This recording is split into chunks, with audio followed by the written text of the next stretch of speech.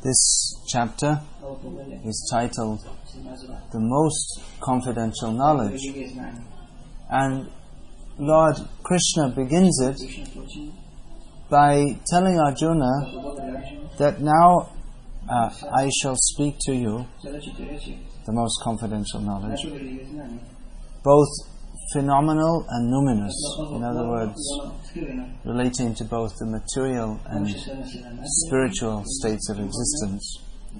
And then he goes on to say that this knowledge is the king of all knowledge, the most secret of all secrets. It is the purest knowledge, and it can be practically perceived.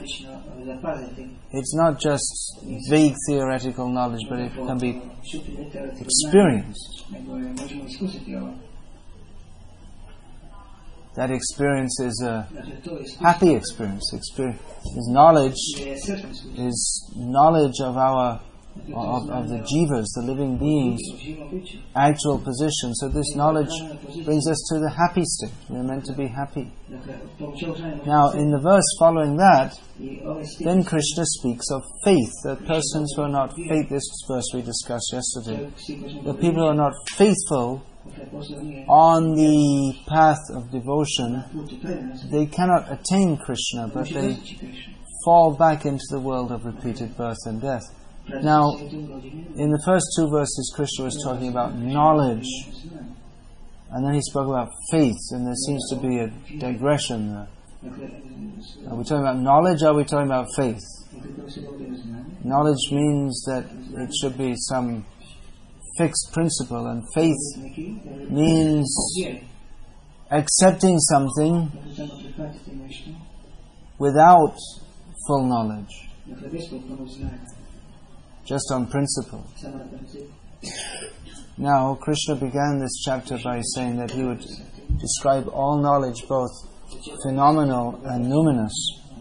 And actually, if we consider what is knowledge, then knowledge of anything is never complete.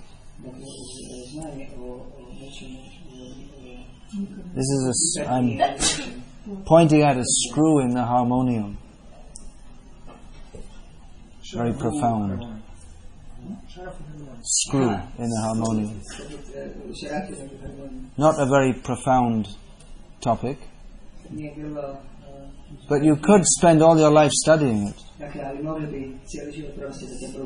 and write hundreds of books from various perspectives. How harmoniums were developed. It's not a traditional instrument. It was developed, 200 years ago? Something like that. 300. Well, they're big church harmoniums, and then they made these portable ones. And then this design with the folding lid, which the screw is in the hinge of the folding lid. Then you could discuss the invention and development of hinges, and what's the different kinds of materials, why they chose brass.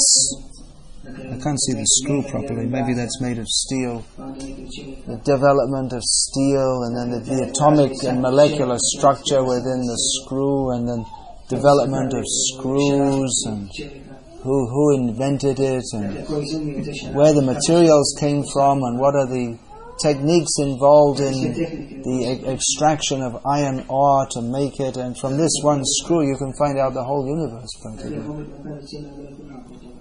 It's only a screw. So what to speak of spiritual knowledge? Are you going to understand everything about it? Oh, I know everything about God. Oh yeah, I know. If anyone says, I know anything about everything, you should immediately pick them up, throw them in the garbage bin and put the lid on. Means they're fools. This Prabhupada quoted this Isaac Newton, who is considered the greatest genius of his time and is famous in history as one of the greatest genii, is that the plural of geniuses?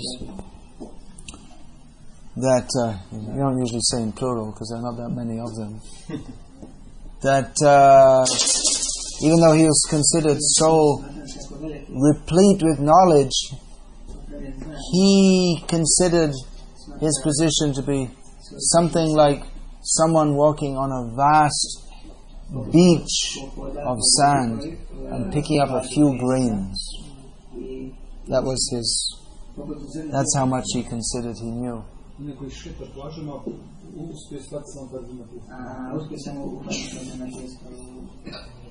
Because when one actually goes deeply into any subject, then he comes to find out how little he knows about it. You see, whatever subject you take up, in the beginning it seems just, you read one or two books and it's finished, or look at something, but then the more you get to know about it, the more you get to know how vast any subject is. One Ayurvedic doctor I was speaking to, Paneri, you went to see him? He's from Dr. Paneri. So he said he's well known, internationally famous Ayurvedic physician. So he's not one of these pop Ayurvedic physicians. They pick up a few books and declare themselves an expert. We have in countries like Croatia, we have plenty of them, and self-made astrologers and Ayurvedic and Vastu experts. But he actually was trained by his father, who was trained by his father. There's a tradition. You have to be trained. You just can't think you know it by reading books. So he's an accomplished physician and famous. You don't become a famous physician just by hype. You know this word hype? It means just making some advertisement. They build an image of you, but there's nothing there. But you have to actually be successful in curing people, and then you get a reputation. So he told me that he's setting up an institute for Ayurveda and teaching it and all this. He said, I really feel I don't know very much about it. I mean, I know enough to be confident to treat people, but when we consider the vastness of the science, then what do we know? So, then it comes in the question of faith. We're discussing the relationship between knowledge and faith. Knowledge in any field to a large extent is faith, because the modern system of acquiring knowledge is by research, hypothesis, observation, hypothesis, research. That's supposed to be the scientific method, but it's not that everyone who goes and studies science, it's not that they verify everything themselves. They accept that other people have experimented and come up with these conclusions, and it's accepted, so they just accept it. It would be good actually if they did some more actual experimentation, for instance, to find out if the evolutionary theory is true, and then find out that there's still a theory and there's no proof whatsoever. The so-called proof is bunkum. It's nonsense. It's a hoax. There's no actual proof. But their knowledge is built on faith in the findings of others. In the Vedic system, faith is built on faith in Shastra.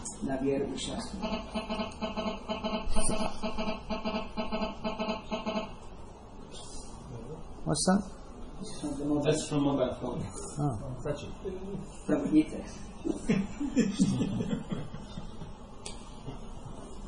You can't have it so you put your own sound in, then you're going to have Hare Krishna like that. You must be having. You have to pay more for that, huh?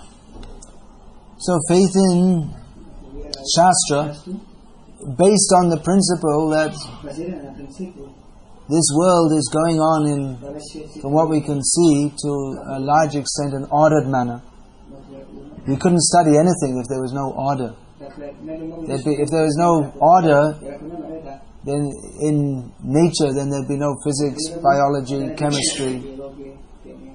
Mathematics is a wonder in itself, how there's the numbers, almost magically it seems, the interrelationships of numbers at all levels of mathematics. So, faith in Shastra is based on the principle of accepting that behind all this order, there is an orderer who knows what's going on. As the modern Rishi, I guess you could almost call him a Rishi, Einstein. Rishi means one who sees. He sees the Vedic sounds. So Einstein had some, not vision into the Vedic sounds, but he had some vision into the subtle workings of the universe. So one of his famous sayings that I don't believe God is playing dice with the universe. Playing dice with the universe. His protest against chaotic quantum theory. So there's order. There's order. It suggests that someone put it in order. Just like another story of Newton.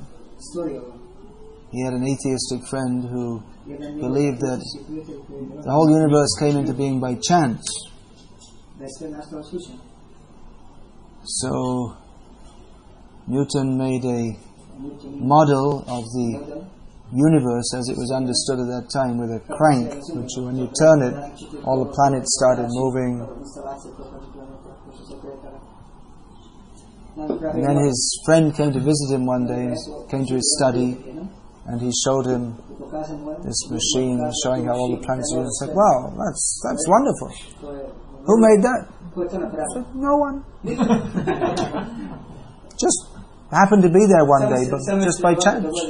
I said, "Come on, who made it?" I said, "I'm telling you seriously." I just walked into I was outside my study and I heard this explosion.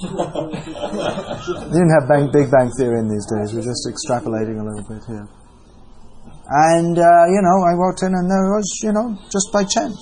Well, that's not possible. Well, could be. I mean, by chance, if you left everything long enough, anything could happen. If you left enough monkeys with typewriters for long enough, they could type out all the works of Shakespeare. Come on, why are you laughing? We're talking science. So then Newton told him that, you see, you don't believe this little model of the universe came into being by chance, but you believe the whole universe, which is a million times more complex, came into being by chance. So who's the idiot, you or me? So that there is order in the universe, there's something behind it, and there's meaning and purpose is suggested by the very fact that we find order and meaning, that there is science at all. So, at the same time, our position is like that I was saying yesterday, ants running around on a little dish with limited intelligence and limited sensory abilities and cognitive abilities. So, how much can we understand? But if the orderer or the director of the universe gives us knowledge, then we can understand by His grace. So that faith is required. It's not unreasonable faith. And now, having made that leap of faith, which you already have, otherwise you wouldn't be coming here, presumably.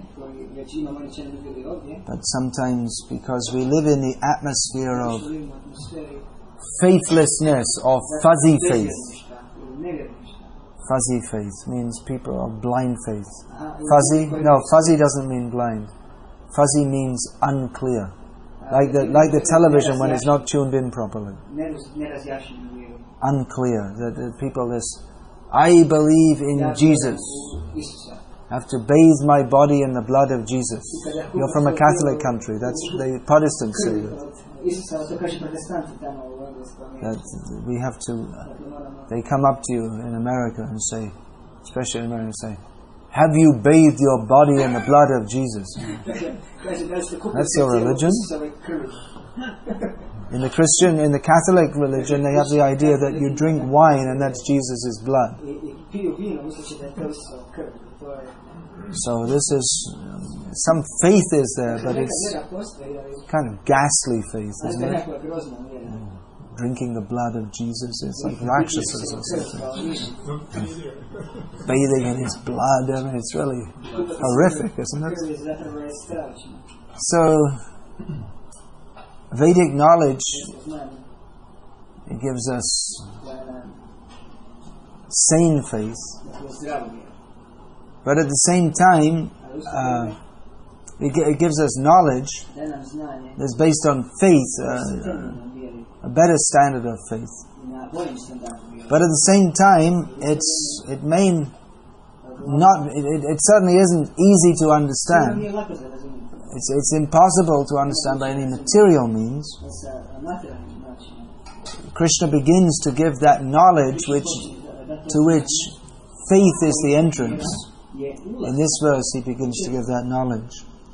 He states, "By me, in my unmanifested form, this entire universe is pervaded. All beings are in me, but I am not in them." Which seems to be contradictory from the very beginning.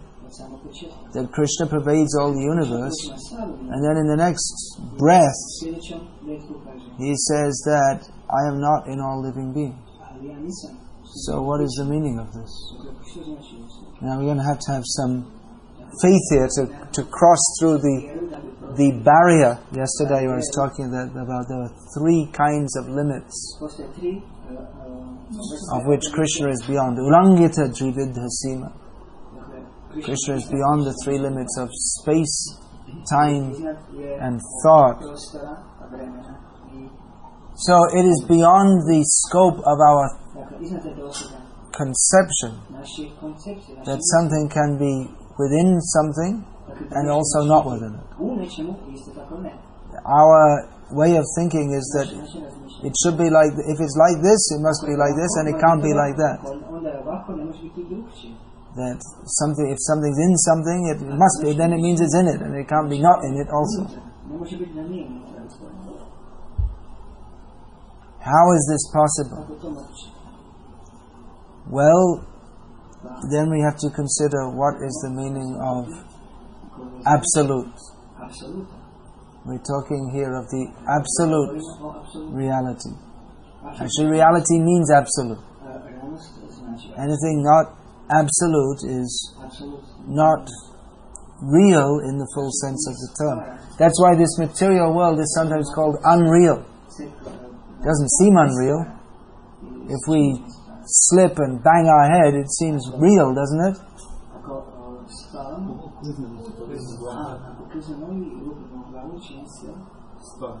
But it's considered unreal in the sense that it is temporary. It's not permanent reality. The sensation of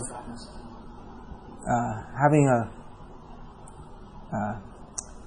painful knock on the head is temporary, and also it's unreal in the sense that it has no intrinsic connection with the soul, who we actually are. So this material world is real and unreal at the same time, because it is reality but it's not absolute reality. Absolute, that means that which is perfect and complete in all respects. Now, if we consider complete, then it must include all possibilities. It's in everything, not in everything. Is Absolute means independent, not dependent on as another condition of the absolute. But while independent, at the same time not totally disassociated from. Therefore, some dependence is there also. It must be the biggest and also the smallest. These seem to be impossible propositions. Inside of everything and outside of everything. Personal and impersonal. All possibilities are there. This seems impossible, but if the absolute is absolute, complete in all respects, then there should be no possibility absent in it. If we, just like Prabhupada gave the example that of the personality of the fact that the Godhead is personal, that we in this conditioned stage see ourselves as persons. So if the Absolute is not a person, then we have some quality which the Absolute doesn't have, which is not. Then the Absolute is not absolute. So the Absolute subsumes or includes everything, which means that what appear to us to be various contradictions must be there. But that is possible for the Absolute, because the Absolute is absolute, that all contradictions can simultaneously reside in the Absolute. Thus Krishna is within everything and not within everything. In one sense, within everything, but in another sense, detached. In his impersonal aspect, he pervades everything. Andantarasta paramanu chayantarastam. He enters within the universe and within each atom, and still Goloka eva nivasati akilatma bhuto. His reigns, R-E-I-G-N-S, in Golok, Vrindavan, and in another aspect, which is non-different from him, is present within every atom, even within the heart of every living being.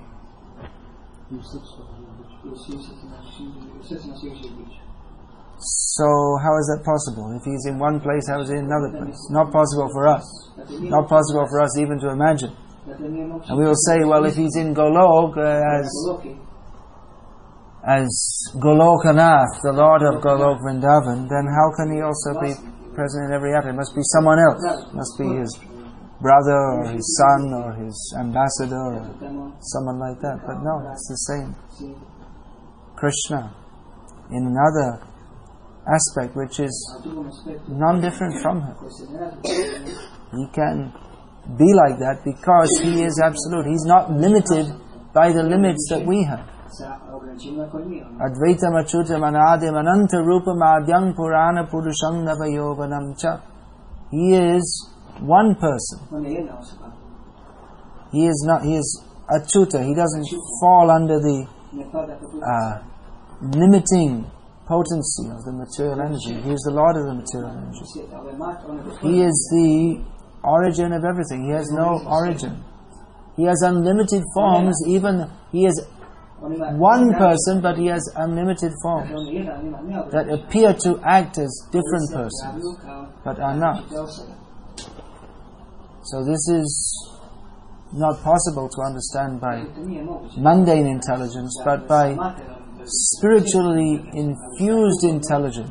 When we understand that we are limited and Krishna is unlimited, or the absolute, which means Krishna. But now if you consider philosophically, then we'll say absolute.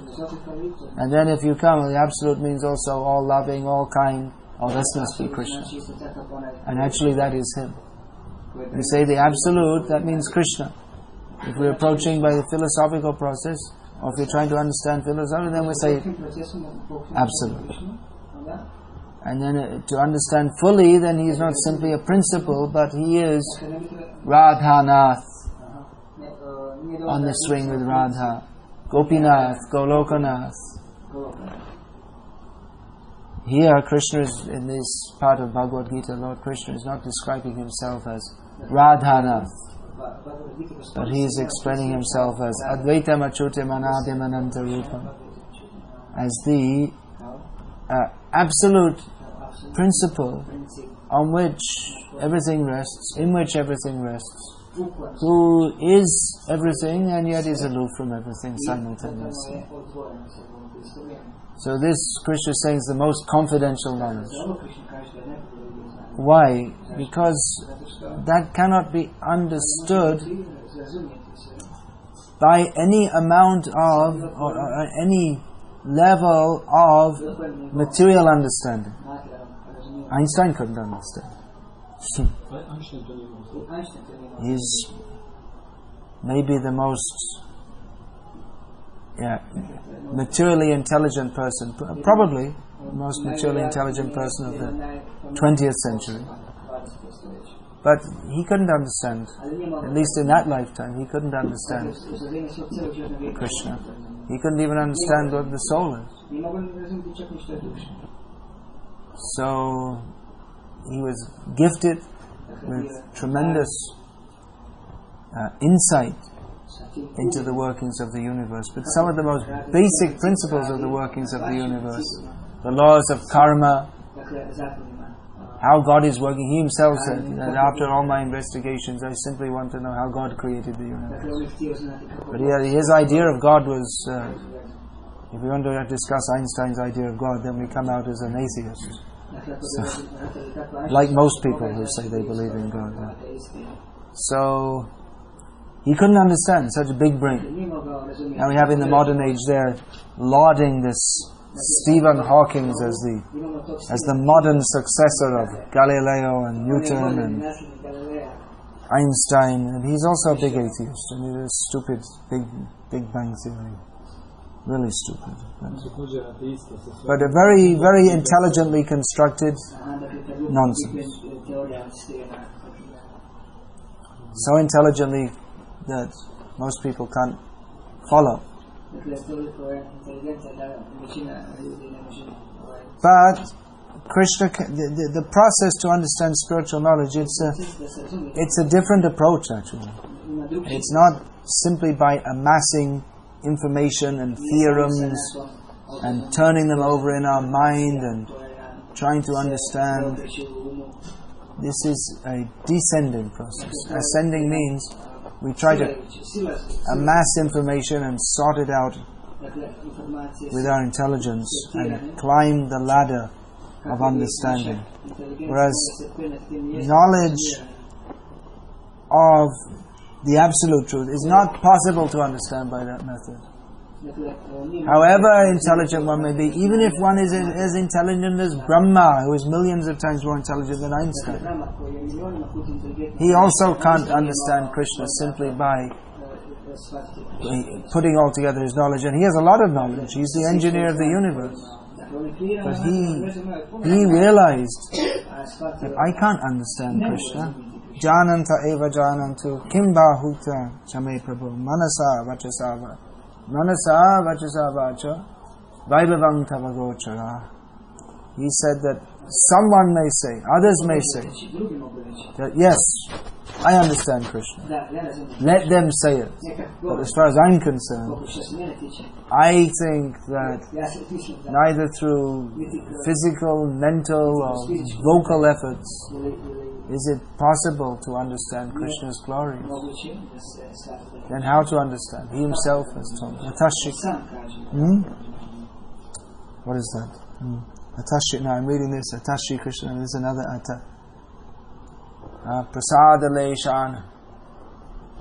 I got stuck up on this first word here because it's quoted here. Prasada Leshanu Grihite Vahi Janati Tatvam Bhagavan Mahimno Nachanya Ekopi Chirang Vichindran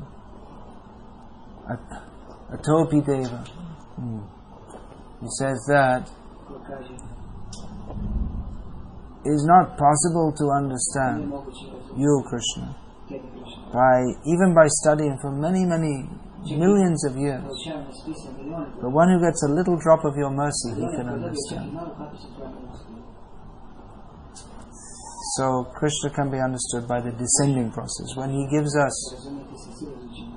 the mercy to understand him, then we can understand. And that also not fully.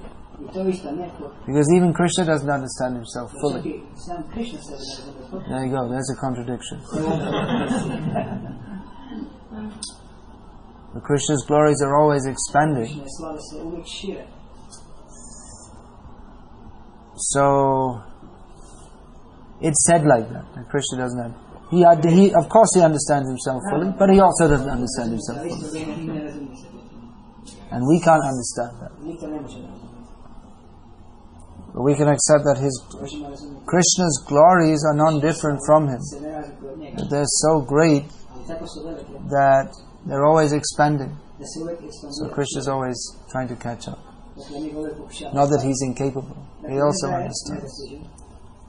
So these are very high topics. That's why it's called the most confidential knowledge.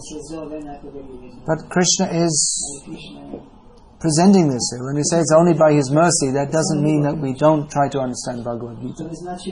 Because His mercy comes in the form of Bhagavad Gita. Our own intelligence is also to be used. Krishna spoke to Arjuna in an intelligent manner. Intelligence is to be used, but that intelligence is to be subordinated to the knowledge given by Krishna in submission and faith and service. Then we are blessed to understand. If we're going to say we understand, understanding means use of the intelligence. So it's not that you just wait for Krishna's mercy and then it all comes and then you just understand. But understanding means there's some intelligent faculty, use of the intelligence. But that intelligence has to be subordinated to Krishna's intelligence. Then we can understand. It's like getting on the same wavelength. As long as you're not on the same, you're trying to tune in on the radio. As long as you're not on the right wavelength, you can't understand it. You have to be exactly on the right wavelength, and everything, then you can hear very nicely. So, if we're not on the same wavelength as Krishna, then we can't understand it. However however expensive a radio set we have to tune in to get the right signal. So we have to know where to tune in. If we tune into the wrong station, we'll get the wrong message. So we have to tune into Krishna. But that tuning in, again, is not a physical with tuning in you can tune by... How do they do it these days? When I was a kid, they used to do it by turning a button. It's probably... How do they do it now? Digital, I see. Okay. I'm a long way out of date with all these things. So if you don't get it right, then you don't get it. So you have to be right tuned in, but it's not a mechanical process like turning a button or turning a knob or typing in the right number, is it, or what? Anyway, somehow. But the process to understand Krishna is, because this wavelength example is it's a simplification. So to be on the same wavelength as Krishna, one has to come to that platform through service and submission and faith that Krishna is not cheating me. He knows everything. He's our ultimate well-wisher. So that getting on Krishna's wavelength means not becoming the same as Krishna, but accepting one's position of subordination to Krishna. So it's not by any material means that we can understand Krishna. But if we accept our position of subordination, that we should do what he wants instead of trying to do what we want, then we can understand Krishna. Then we can understand everything. We can understand the whole universe. We can understand everything. But as long as we are thinking that I can enjoy separately from Krishna, then we have a different view of the universe. That is called Jagat Darshan. We see this world as a place for my enjoyment. And then we can't understand anything about it. But Golok Darshan means to, instead of seeing this world as independent of Krishna, we see Krishna in Golok Vrindavan, who is orchestrating everything, and we are his eternal servants. And then we understand everything, how everything is going on by his mercy, by his direction. How we are in this material world due to not accepting the principle of submission to him. And then when we understand this principle, then we understand that our only duty is to get in line with Krishna, to act for his pleasure, to act as he likes, and that will be pleasing to us. We're trying to become satisfied by millions of different means. Maya Mayar Das Kari Nana Abhilash. When we become the servant of Maya, we have millions of desires. And in the modern world, they're inventing more and more ways to actually not more ways. There are limited ways because we have limited senses. We can eat, we can have sex, we can see different things, hear different things, but they've invented different varieties of music, and so many varieties of music they've invented in the modern age. And you can go to different places, and you can do hang gliding and bungee jumping, or you can. There are more orthodox things like playing football, or playing chess, or going out with your girlfriend or boyfriend, as the case may be. So there are so many varieties of things we can do in this material world, but they don't satisfy. We think, oh, I should do that. That will be nice. That will give me pleasure. And we do it, and it doesn't give us pleasure, or it gives us pleasure in a limited manner. Never up to the level that we expect it to. Now it's the holiday season. People are driving from Germany to Croatia to enjoy themselves. And then they go back. And they have to recover from the stress and strain of their holiday, but they don't have time because they have to go back to work. So this attempt to enjoy the material world or understand the material world is always unsuccessful, but there's one little secret, that if we simply accept that there is Supreme Orchestrator, and our position is not the conductor of the orchestra. Our position is playing the cymbals or the violin or something. We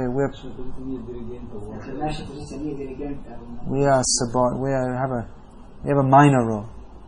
Then we can be in harmony. People like this word, in harmony. It's a popular word here. Harmonia. Holism, holistic everything, holistic diet, holistic sociology, psychology, holistic everything. So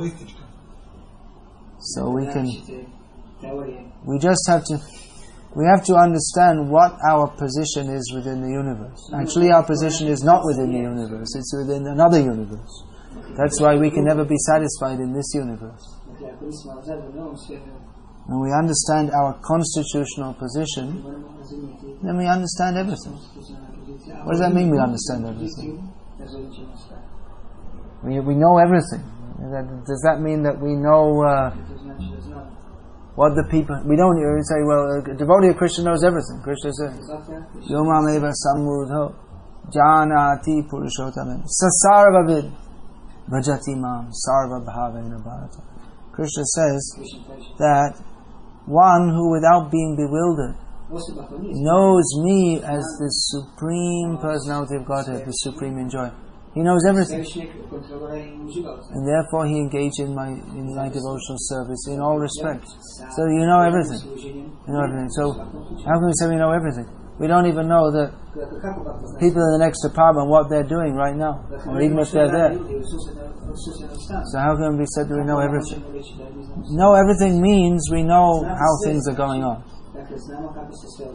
We know the basic principle. There's Krishna, and there's us, and there's Maya. And we have to serve Krishna directly. Directly means through his antaranga or internal potency. Or we can serve Krishna through his Maya Shakti, his external energy. And then we suffer in this material world. So to know everything means we know the basic principles of everything. One of the important ones of which is being explained by Krishna here. How he is within everything, yet simultaneously aloof from everything. It requires faith to understand that. Faith to take our intelligence beyond that which can be measured. Science means to measure everything, isn't it? Well, that's one definition of Maya. Napiyate anaya iti Maya. The attempt to measure everything is Maya. It's an ancient Sanskrit definition. So when we stop trying to measure everything and understand that the absolute truth is immeasurable, we cannot measure Krishna, then we can begin to understand him. Krishna is immeasurable. That example, Mother Yashoda wanted to tie him up. She brought so many ropes and more, always too short. Because by no material means can Krishna be bound. But eventually Krishna saw, she's struggling so much, my poor mother. Okay, let her tie me up. So Krishna is bound by love, not by any material means. So Krishna can be understood only by the love of his devotees, who stop trying to understand him and start trying to serve him. And that is actual understanding. That is the import of this verse.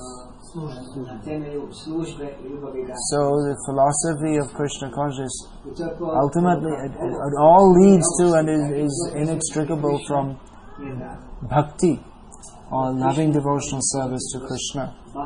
It's not simply some kind of dry knowledge that we're just discussing some philosophy for the sake of philosophy. But knowledge of Krishna means, to know him means to love him. Aham sarvasya prabhavo matah sarvam pravartate iti matva bhajante mam buddha bhava samanditaha. Krishna is the source of everything. Everything comes from him. Those who know this, they engage in his loving devotional service.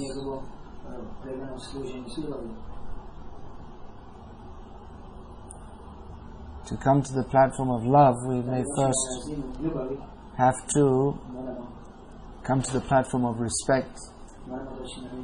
So Krishna needs to be suitably respected. If we hear about Krishna's intimate pastimes without understanding his absolute position, we may consider him in a non-absolute way and disrespect him, either by considering him a worldly enjoyer, and rejecting him as immoral, as some people do.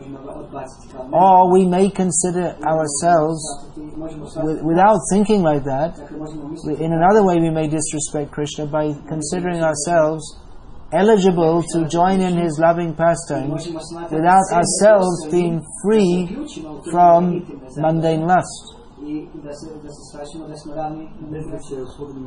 So we overestimate our eligibility and want to enter the spiritual world while still in a contaminated state. Contaminated means contaminated by lust, greed, and all the different mental contaminations of the conditioned soul. So one has to become prepared to join the loving pastimes of Krishna by understanding his absolute position and out of with respect, approaching Krishna in loving devotional service. So the nature of bhakti, in the stage of sadhana, it is performed with great respect, and gradually, as that respectful service, as we develop in that, then we can gradually come to the stage of spontaneous loving service. But first we should come onto the transcendental platform. Krishna is giving us the knowledge by which we can do so. Hare Krishna. Is there any question about this?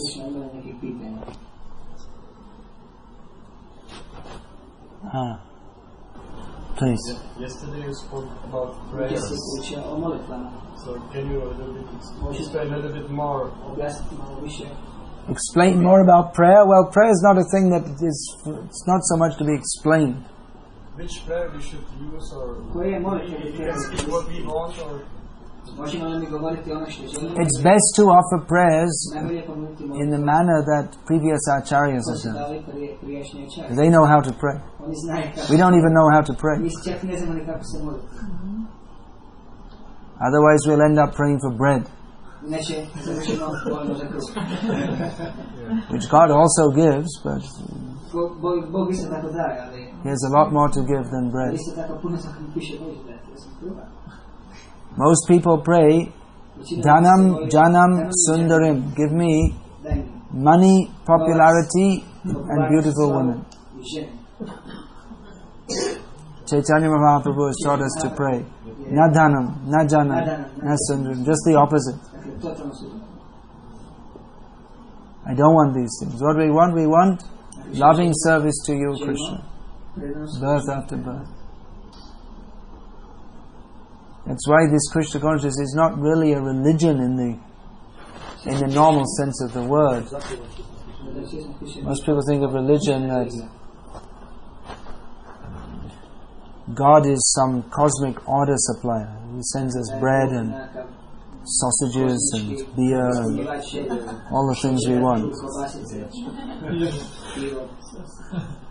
So, well, indirectly all those things do come from Krishna. But that's not His greatest gift.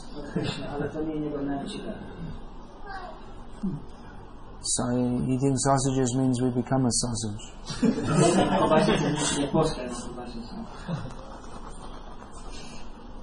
Someone may be eating his father in the previous life.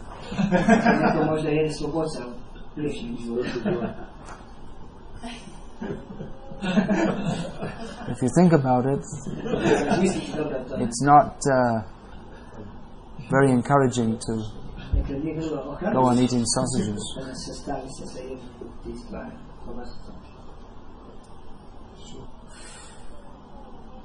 Yeah, please.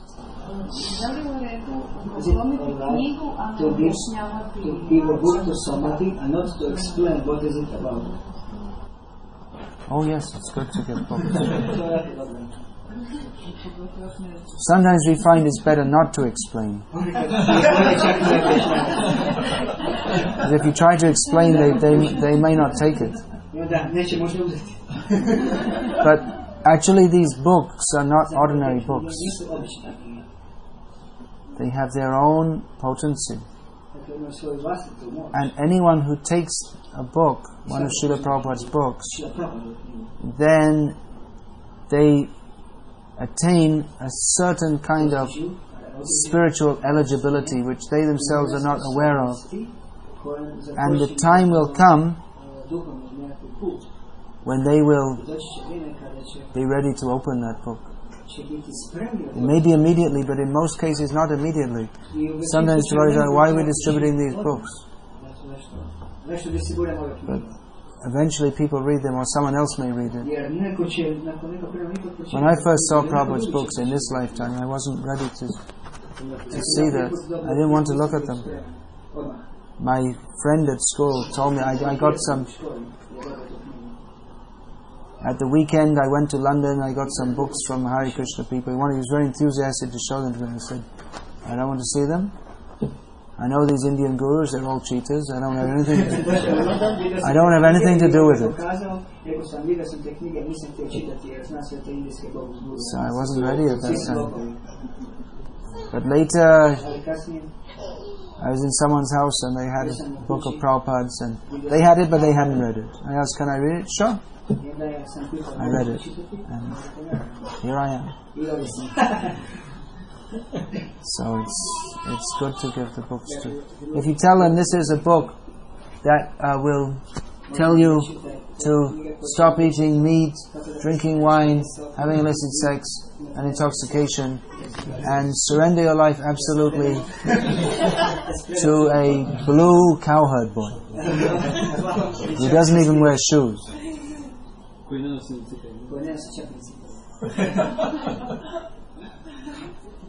probably won't take the book. Of course, to give the book,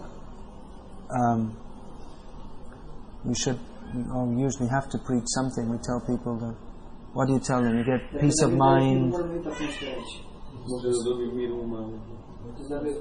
mental satisfaction. Release the stress. Release, helps you to overcome stress. Ancient mantras. Yoga is very popular. Yoga. How to be happy. Yeah. Ancient techniques for being happy. This kind of thing. Something vague.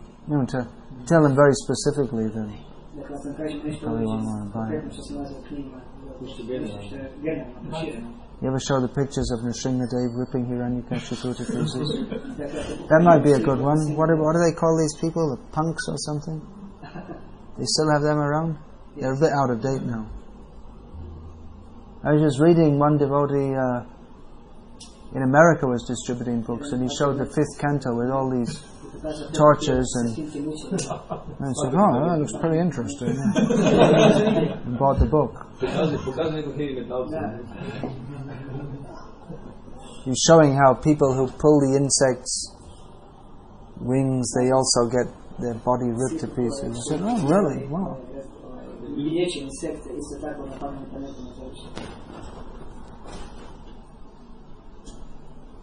Are you distributing Prabhupada's books? That's good. I'm not speaking too much, so that's why I'm asking. Yeah. Well, generally we find that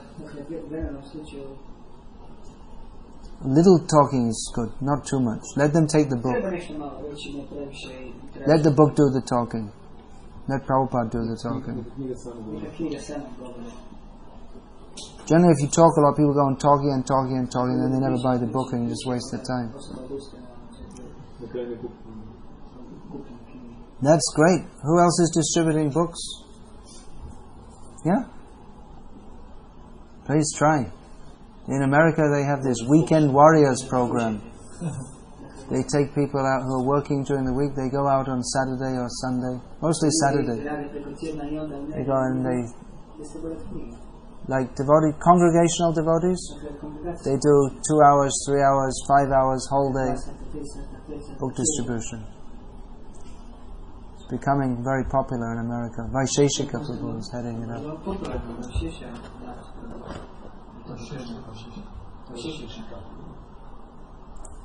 So that's a good program. This was developed here in Croatia, the Shastra Dan program. That you can donate something and then the books will be given out free, or you can take them yourselves and give to your friends, relatives, all this kind of thing, or to anyone. So it's a good program. Distribute Prabhupada's books. Best. Ako se nekom pojavi šta ti ćeš to rado dajem? If I distribute to somebody this Distribute someone's what, sorry? If I distribute incense to somebody, is there any benefit? Not much. I mean, they don't get much spiritual benefit. If you give the money to Krishna, they'll get some benefit, but if they get a book, they'll get a lot more benefit than getting incense. I mean, unlimitedly more, actually.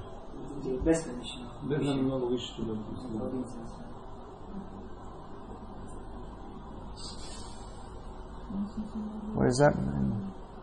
Nahi Sadrisha. Oh. About transcendental knowledge.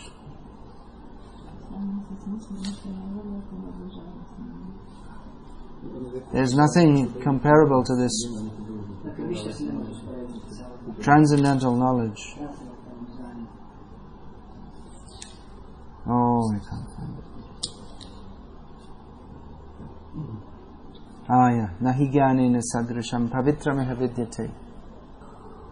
Tat swayam yoga samsiddha kalena nani vindati. You have the Croatian Bhagavad Gita there? Oh, that's it right there. Chapter 4, text 38. Yeah. Nahi jnanena sadrisham pavitrameha vidyate tat swayam yoga samsiddha kalena nani vindati. Read it out. Translation. U ovom svijetu ništa nije tako uzvišeno i čisto kao transcendentalno znanje. Ono je zrela plod sveg misticizma. Onaj tko je dostigao savršenstvo predanom služenju, s vremenom u sebi uživa u tom znanju. So, give the books. Dakle, trebamo dati knjige. Hare Krishna. Anything else? Okay. Hare Krishna, Hare Krishna.